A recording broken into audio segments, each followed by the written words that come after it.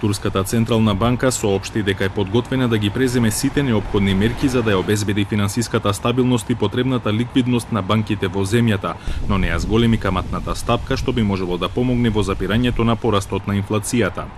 Реакцијата без акција од Централната банка доаѓа по големиот пад на лирата поттикнат од дипломатскиот спор со САД и новите царини воведени од администрацијата на Трамп. Експертите предупредуваат дека инфлацијата ќе се зголеми за најмалку 17% до крајот на оваа година, а лошите економски политики на турскиот претседател може да ја турнат економијата во рецесија која би траела до крајот на 2019 година. Things go like this. I mean, no compromise, no solution, either temporary or permanent. We will probably see the exchange rate will hurt macro indicators a lot. Let's draw a picture. Probably we will see the recession extended beyond 2019.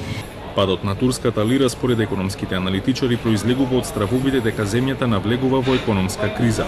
Дополнително инвеститорите се загрижени дека градежните компании кои масовно земаат заеми во странски валути за да профитираат од градежниот бум кој изминатите години ја зафати Турција, со обезвреднувањето на лирата ќе треба да им вратат повеќе пари на кредиторите.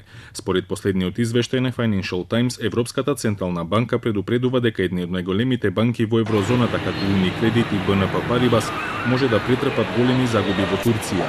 Obviously, if this situation continues, if the lira continues to drop, if more foreign investors actually leave Turkey, if interest rates go up further, then obviously the risk of a default is on the horizon. When this will be, no one can tell. Во текот на последната година малопродажните цени на основните продукти и горива во Турција постојано расте, клевајќи инфлацијата на 15%, а платите остануваат на исто ниво.